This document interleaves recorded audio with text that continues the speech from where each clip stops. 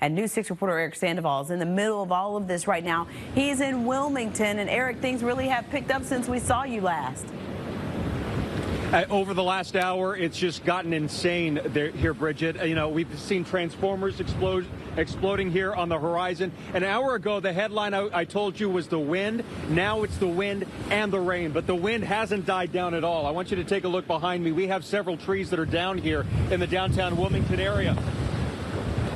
The wind's really picking up, and we're just waiting for this next tree to fall. And I think you just saw a burst of light there in the background, another transformer blowing and another transformer blowing over here. And it looks like all of this section of downtown Wilmington is now without power. The lights have just gone out and the wind has really picked up. Last check, there were about 40,000 people without power here in downtown Wilmington. That number just went up by a long shot. The other big thing, we've heard this time and time again, especially covering hurricanes in central Florida. It's not the wind that injures or kills people. It's what the wind is picking up and throwing at people. And just within the last 15 minutes or so, we saw a parking sign literally get ripped off the gate here, and it actually got blown down the street, and everybody was just dodging it, trying to get out of harm's way. Again, the wind, the rain. Troy was mentioning the eye hasn't come ashore yet, but we can tell the eye is a lot closer because the winds are just really picking up. We'll bring another live report coming up in just about 30 minutes, but for right now, I'm Erik Sandoval, live in Wilmington, North Carolina for News 6. Back to you. All right, thank you. We are working with Orlando Police right now to get more details about what exactly happened. What we know right now is something happened inside the Marshall's department store here inside Colonial Plaza this afternoon. That carried over into the parking lot, and that is where this video picks up.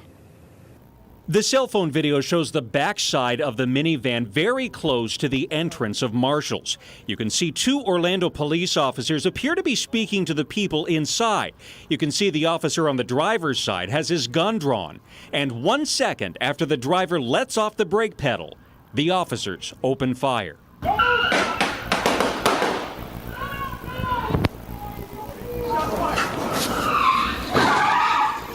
You can then hear what sounds like a collision in the parking lot. The camera pans up to show a pickup truck in the path of an Orlando police cruiser, chasing after the suspects. Police say the driver of the van was eventually found dead about a mile away in Langford Park. 3 other people who were inside that van were taken into custody. It looks like they're giving them commands to get out of the car. We showed the cell phone video to News 6 law enforcement expert Kevin Berry tonight. We asked him if he thought the officers responded accordingly. He jammed that thing, took off, and as far as I'm concerned, he did pinch those cops on the left side of that car, and they could have been hurt and run over. There were a lot of people shopping in that shopping center, and they were put in danger. Oh, absolutely. Anytime you get into a situation where there's guns being pointed, where the cops are pointing the guns, the bad guys are pointing the guns, the best thing for people to do is get out of the way and get behind cover. Now, Barry says the fact that those officers did open fire in public is definitely going to be part of that FDLE investigation. That's an investigation, he says, could take 45 to even 90 days to complete. Now, as for that video, the guy who shot it actually tells me he turned that video over to Orlando Police this evening. He says he wants to help in any way he can with their investigation. We're live in Orlando tonight. Erik Sandoval, News 6. Matt, Lisa. Our team coverage after Michael continues right now. News 6's Nadine Yanis is speaking with survivors. Chief Meteorologist Tom Sorrells is pinpointing Michael's current path. But first we begin with News 6's Erik Sandoval, who saw the damage firsthand today. Erik, he flew over that. What was it like? We're at the Tallahassee International Airport right now, which has really become the epicenter for military rescue and relief operations right now. We took Sky 6 to the air, and it didn't take long for us to see what Hurricane Michael left behind. In Panama City tonight, this capsized boat shows just the beginning of the damage. Hurricane Michael's 155-mile-an-hour winds ripped roofs off homes. Take a look at this dry dock storage for boats. The ceiling collapsed, taking many of the boats along with it. There are tight restrictions on who can fly into this area and who can fly out, so we're actually having to rise in altitude to meet those restrictions in order to get to Mexico Beach.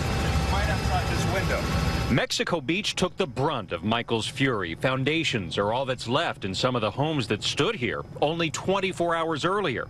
Seaside restaurants and other businesses are destroyed. Mexico Beach, it's just, it comes straight in from the Gulf right there. Senator Bill Nelson and Governor Rick Scott were two of the government officials we saw taking off to tour the same damage we saw from Sky 6. Nelson says the destruction is heartbreaking, and he says he's going to make sure relief is on the way. It's my job to see that the federal government is responding as it should for state and local government.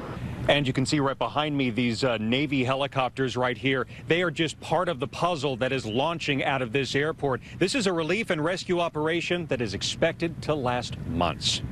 We're in Tallahassee tonight. Erik Sandoval, News 6. As today's school shooting was unfolding in Santa Fe, Texas, the survivor of another mass shooting was trying to move forward.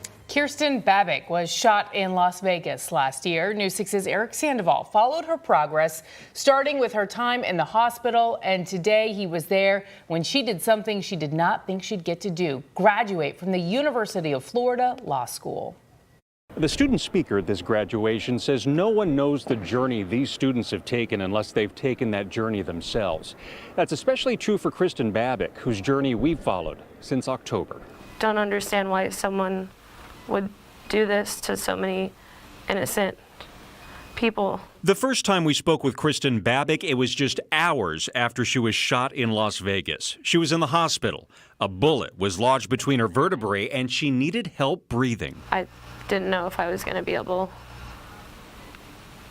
to walk again when they told me where the bullet was.